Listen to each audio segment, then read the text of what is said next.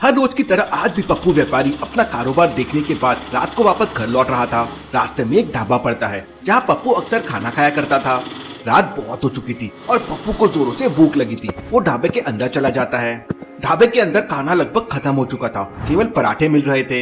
एक पराठे की कीमत 20 रुपए थी और 2 पराठे खाने पर तीसरा पराठा फ्री मिल रहा था। पप्पू टोटल 4 पराठे खाता है। तो क्या आप बता सकते हैं पप्पू को 4 पराठे के बदले में टोटल कितने रुपए देने होंगे? सोचिए सोचिए। गाइस आ चुके एक और न्यू वीडियो लेके डे 18। भाई ये देखिए बहुत बढ़िया होने वाला है। वैसे अगर पप्पू एक साथ 4 पराठे खरीदेगा तो उसे 80 रुपए देने होंगे, लेकिन पप्पू बहुत समझदार था। वह पहले 2 पराठे खरीदता है और बदले में उसे 1 पराठा फ्री मिल जाता है। इसके बाद वो 1 पराठा और खरीद लेता है। तो इस तरह टोटल हो गया 60 रुपए। तो उसको 60 रुपीज देने पड़ेंगे। पप्पू पराठे खाकर बाहर निकलता है कि तभी अचानक चक्कर खा के गिर जाता है। होटल का पूरा स्टाफ उसके पास आ जाता है और उसे इधर उधर करता है, लेकिन पप्पू को होश नहीं आता। उस समय ढाबे के बाहर 3 कार खड़ी हुई थी। एक कार मैनेजर की थी और बाकी 2 कार वहाँ के स्टाफ की थी।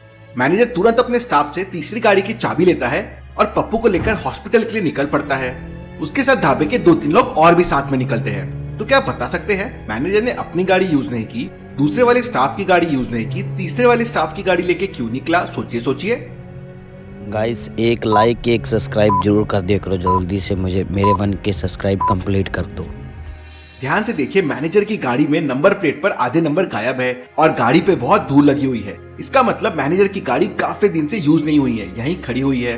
और दूसरी गाड़ी का एक चक्का पंचर है, इसलिए मैनेजर तीसरी गाड़ी में पप्पू को लेकर हॉस्पिटल के लिए निकल जाता है। हॉस्पिटल पहुंचते ही सबसे पहले डॉक्टर पप्पू की जेब से सारा सामान बाहर निकालता है। पप्पू की जेब में नोटों की गड्डियां और बहुत सारा सामान रखा हुआ था, लेकिन पप्पू मर चुका था। केस की छानबीन करने के लिए जाने माने जासूस डिटेक्टिव मेहुल को बुलाया जाता है।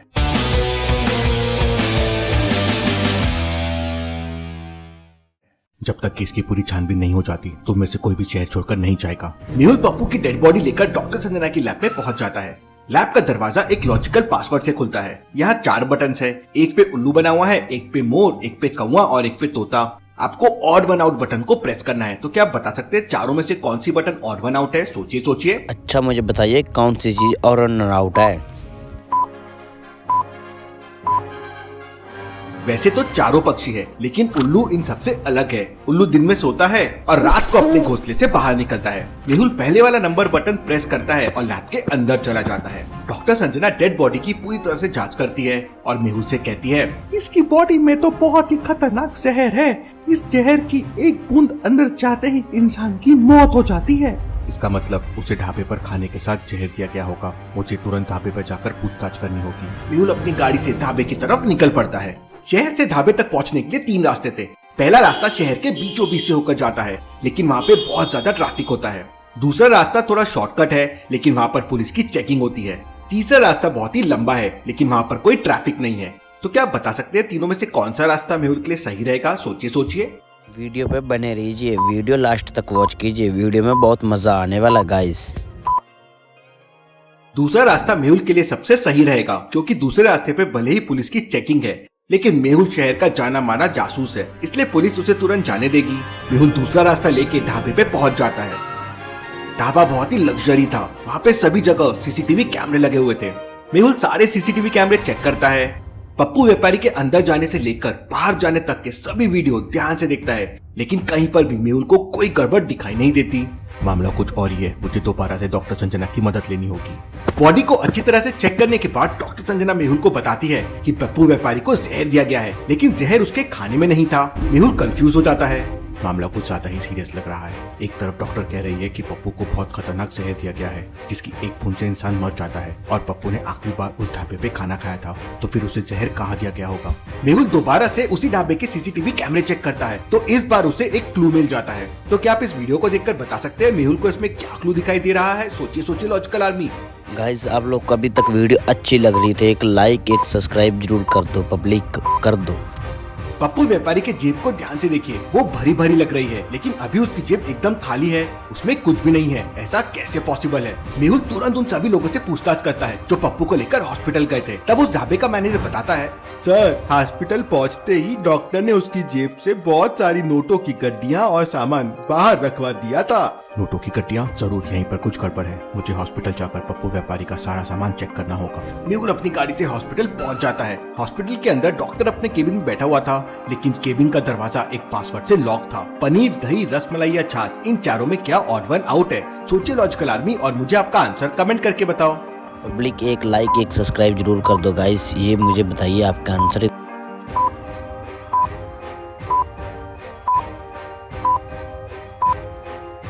वैसे तो ये चारों दूध से बनते हैं, लेकिन रसमलाई को छोड़कर बाकी तीनों चीजें बनाने के लिए दूध को फाड़ना पड़ता है। मतलब रसमलाई ऑड वन आउट है। मेहुल रसमलाई प्रेस करता है और केबिन के अंदर चला जाता है। केबिन के अंदर जाते ही मेहुल डॉक्टर से पूछताछ करता है और फिर पप्पू व्यापारी का सामान और नोटों की गड्डियां लेकर डॉक्टर सजना के पास पहुंच जाता है। सभी नोटों और सारे सामान को अच्छी तरह से चेकिंग करने के बाद डॉक्टर सजना हैरान रह जाती है और मेहुल से कहती है, अरे बाप रे, ये सारे नोट तो जहरीले हैं। दूध की गड्डियों में एक बहुत ही खतरनाक जहर छिड़का गया है।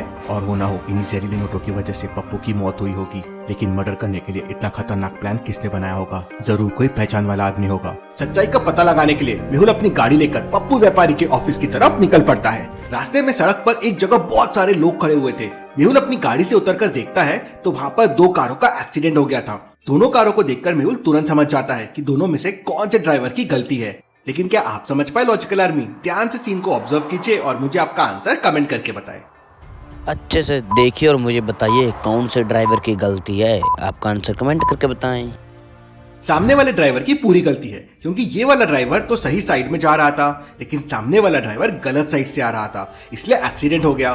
थोड़ी देर बाद वहाँ पुलिस आ जाती है। यहाँ पुलिस सारा मामला देख लेगी। इस समय मुझे अपना केस देखना चाहिए। पुलिस के आते ही मेहुल वहाँ से निकल जाता है और पप्पू व्यापारी के ऑफिस में पहुंच जाता है। ऑफिस में इस समय 3 लोग बैठे हुए थे। मेहुल वहाँ पूछताछ करता है तो उसे पता चलता है कि पप्पू व्यापारी के मरते ही ऑफिस का मैनेजर वहाँ से गायब है। जरूर मैनेजर इस मर्डर में मिला हुआ है। मुझे सबसे पहले मैनेजर को पकड़ना होगा। मेहुल मैनेजर के घर का एड्रेस पता करके उसके घर पहुँच जाता है। मेहुल घर के अंदर जाता है और एक बूढ़े आदमी से पूछताछ करता है तो वो आदमी कहता है कि मुझे कुछ भी नहीं पता है। मैनेजर तो पिछले 2 दिनों से घर नहीं आया है। इसके बाद मेहुल को पक्का यकीन हो जाता है कि इस मर्डर में मैनेजर का हाथ है। मेहुल काफी कोशिश करता है, लेकिन मैनेजर उसकी पकड़ में नहीं आ रहा था।